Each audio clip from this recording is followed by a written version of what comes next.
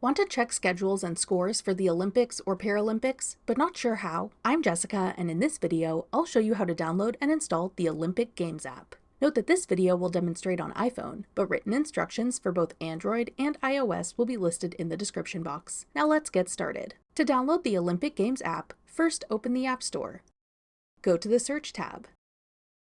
Then type Olympic Games into the search bar. Tap Olympic Games when it appears in the search results. Then tap Get. If prompted, use Face ID or enter your password to confirm that you want to download the app. Wait for the installation to complete. Then tap Open to start using the Olympic Games app. That's all it takes to download the Olympic Games app. Want to keep up with other sporting events and scores? Check out this tutorial next. Click the video on your screen now to watch. Thanks for watching. If you found this video helpful, we'd love it if you'd hit the like button below and subscribe to our channel. We put out great new tech tutorials like this one every day.